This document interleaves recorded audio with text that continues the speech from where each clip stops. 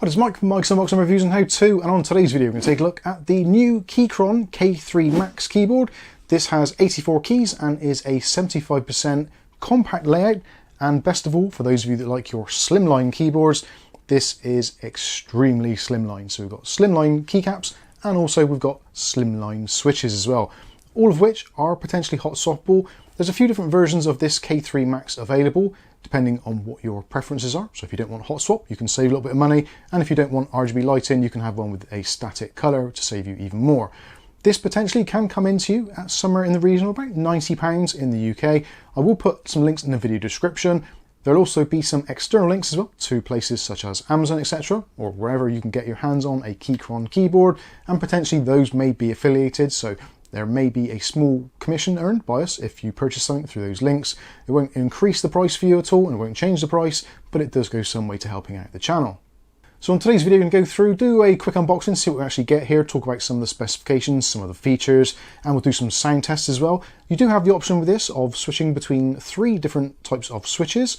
So these are the Keychron Low Profile MX 2.0 switches, available initially in the red and the brown switches, the red being a tactile switch with no definable bump, and the browns being ones with a little bit of a bump there just so you can know what you've pressed depending on which you prefer.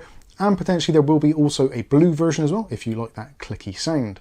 So I suppose we should start off first of all talking about what is the difference with the new Max version. So there is a K3 Pro available and also a K3. Again, there'll be links in the video description so you can check out the individual versions. But what this brings to the table is 2.4 gigahertz connectivity. So previously the option was either wired or Bluetooth. So now they've added in the 2.4 gigahertz Wi-Fi connectivity. So you've got multiple options here. Basically you've got 5 connectivity choices. So wired, 3 lots of Bluetooth connectivity, and also the 2.4 gigahertz, making it pretty much universal to connect with kind of anything you want to.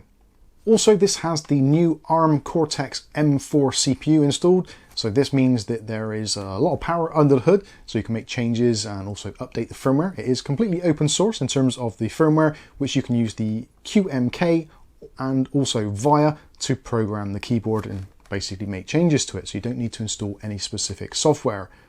In fact, let's show you a quick demonstration of what the VIA software is all about right now. Okay, so let's take a look at the Use VIA app. So first of all, you're going to need to authorize your device. So click on there, and if your device is connected, you should find it here. So Keychron K3 MAX, and click on Connect. And there we go. So we've got various things we can do here. The important thing is the layers. So layers 0 and 1 are when it's in Mac mode. Layers 2 and 3 are for Windows, so we're in Windows, so we'll go into that. So at this point you can test your keys, and you can test your layers, etc. And if you click on the additional layers, you can see what the other keys will do. So if you press the function key, this is what the other keys basically are. So you can use this as a key map. You can also change your keys, and also you've got things like changing your media keys, set up macros, change your layers, special functions or special keys if you've got one you want to add. So for instance, you want to add a calculator button, replace it with one of the others, you can do. You can also go through and change your lighting styles, and also there's a custom section as well. So macros, you can record a macro.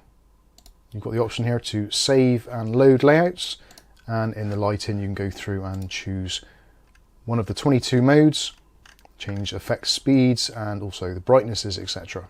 So yeah, pretty decent app. This is very useful and saves you having dedicated software installed on your PC. You can just go to a web browser and connect up and make any changes you see fit. So there you go, hopefully you got a good idea of what that is all about. So let's take a look at what we actually get. So this is the packaging, so very nice packaging. This is the Keychron K3 MAX, as you can see there, a sleek, compact wireless mechanical keyboard, and it is fully mechanical using those Keychron low profile switches, as we said earlier. Open source customization and also designed for peak productivity. This particular version, as you can see here, is designed for the UK layout. There's also other options available for different regions. Again, you can check those out in the links down below. On the back of the box, it talks about some of the other key features, such as the low profile switches, the compact design, the dual compatibility, meaning this is suitable for both Windows PCs, Android devices, and also Mac OS. We have the open source firmware, as we said before, 2.4 gigahertz and Bluetooth, and you can pair up to 3 devices. You've got battery life of up to about 78 hours if you're using it with the RGB turned off, and about 40 hours with the RGB on, so it should last you pretty much through the working week. Also, you have 22 embedded lighting effects. Hopefully there'll be something to suit your particular preferences.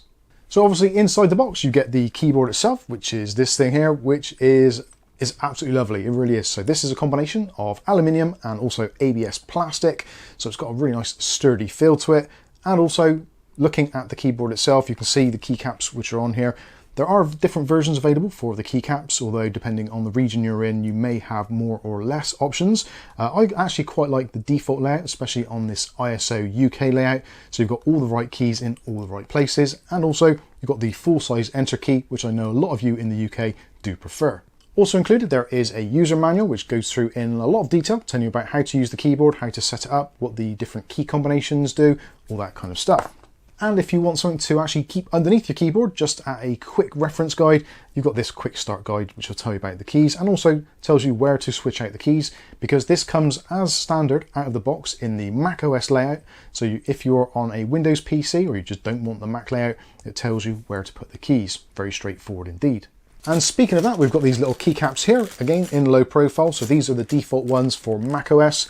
I'm a Windows user, so I've swapped out those keys. You do get those included, and also you get the American style keys as well for the @ sign and also for the pound sign. So those are quite handy depending on which region you're in. I'm happy to say with this switch to the UK layout, it's absolutely perfect. Also, there's this little card here which gives you some warnings about the switches. So if you're going to swap out switches, just make sure that the pins are aligned. It's pretty much common sense, but you know how things are, they have to give you these little warnings. If you're planning on using this in a wired mode, it comes with a nice braided cable, so that's USB type A on one end and USB type C on the other. So you can, if you want to, swap this out. And in fact, Keychron themselves do have some valuable extra options. So if you buy this keyboard and you want to kit it out with some other stuff, they do like an aviator cable, there's pouches, storage things, and all that kind of stuff that you may want to actually get involved with. And also they do sell replacement switches should you need them. Talking of the switches, there is an included switch puller as well. So if you do want to swap them out or you somehow break one, then you can use that to remove them. That's very easy to do. And also there is a keycap puller with the Keychron logo actually on it. So yeah, that's quite handy as well. Again, if you're swapping this out from the default macOS layout to Windows, you're going to need this straight away. One of the key things about what makes the Macs slightly different is the fact that we do have this 2.4 GHz dongle now. And also it does say Keychron on it, which is very handy. So if you are living that dongle life and you've got tons of these things plugged in, at least you know exactly what this one is for. If for some reason you actually don't want to have this plugged into your laptop or your PC, or maybe your PC is a little bit further away and you want much better connectivity, then there is actually an included little device here which converts the USB Type-C on the cable to USB Type A, so you can plug in your receiver into there and have a little bit more of an extension from your PC or device, giving you a much better signal. I should mention as well, when it comes to the polling rate, if you're using this in the wired mode, it's got a 1000 Hz polling rate. If you're using it in the 2.4 GHz, there's also a 1000 Hz polling rate, although with Bluetooth 5.1, you are lowered to somewhere around about 90 Hz polling rate. And this is going to serve up multiple things, so it's going to make the battery last longer because the CPU inside here doesn't have to keep on polling your computer thousands of times a second to work out what keys you're pressing. So if you're using this just for productivity or as a casual device, then probably Bluetooth is the way to go. If you're using it for gaming, I would strongly suggest using either the 2.4 GHz dongle or the included USB cable. So now we can take a closer look at the keyboard itself, and again, this thing is very cute indeed. It's extremely slimline. I'll put the dimensions on the screen so you can check those out for yourselves. When it comes to the actual height of it, because it is extremely low profile, at its lowest point you're looking at 17mm in height, and at the highest point you're looking at 22mm in height. And also if you want to raise the angle of the keyboard a little bit, you can do. On the back you have got some adjustable feet on there, so there are two different versions of incline, giving you a little bit of extra height should you need it.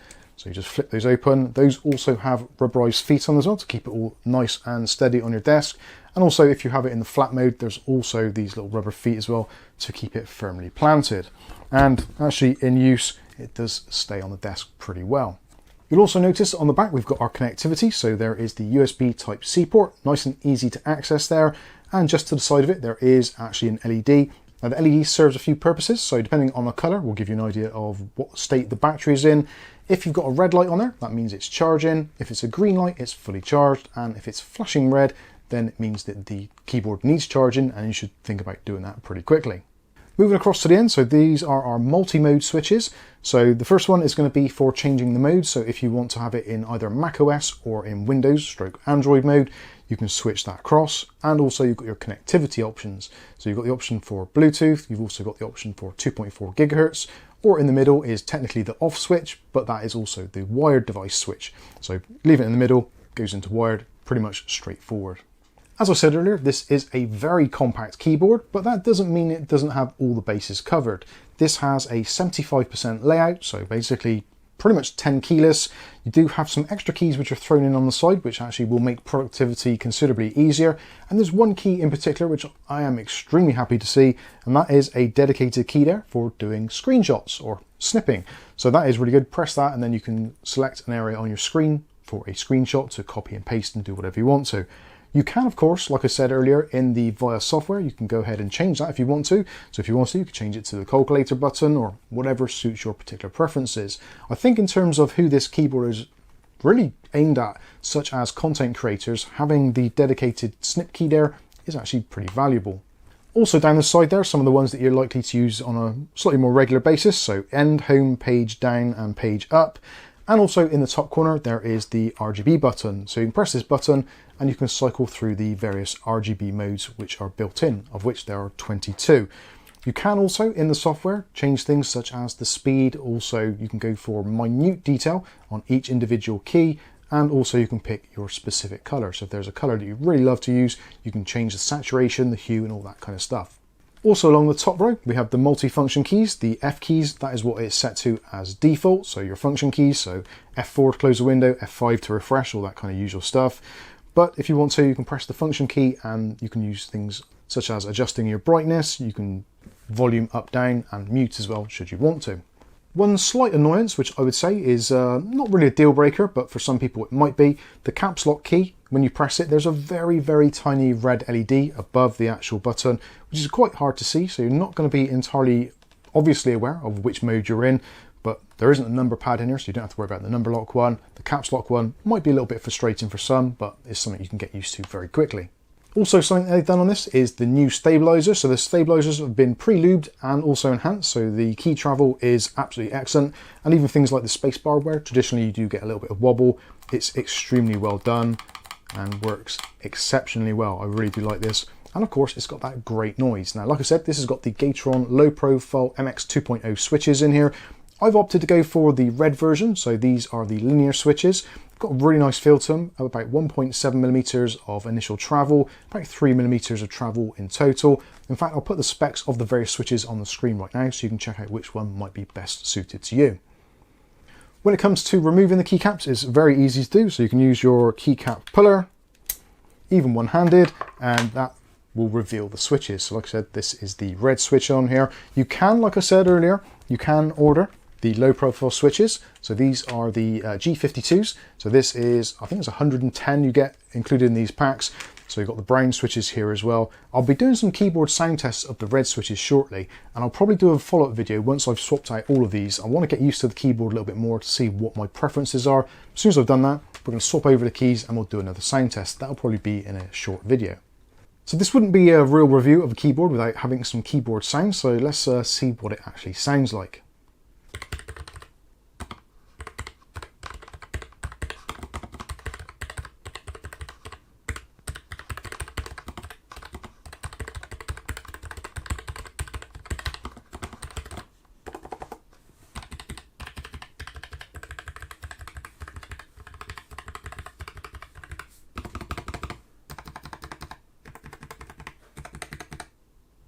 So I think this sounds really nice, and a lot of that is in fact down to some of the improvements they've made. So we're now using LSA keycaps.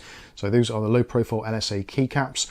They are PBT and double shot, as you've probably seen from some B-roll.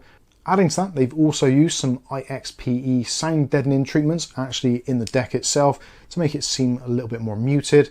So overall, I think Keychron have done a great job here in upgrading the K3 and bringing it more up to date, and also more importantly for us in the UK and also Germany, etc.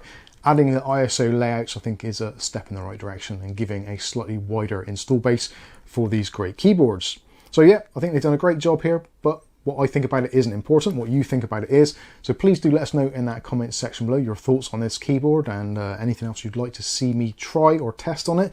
I will be having this for the foreseeable. And I should say, in the interest of full disclosure, this was actually sent to us free of charge for review purposes by Keychron themselves. They haven't asked me to say anything or haven't asked me to do anything specific, just test the keyboard out and report my thoughts on it, of which I'm happy to say this is pretty bloody good. Anyway, I think that's going to wrap this video up. I've been Mike, this is Mike's Unboxing Reviews and How To, and hopefully we'll catch you in the very next video. Thanks for watching.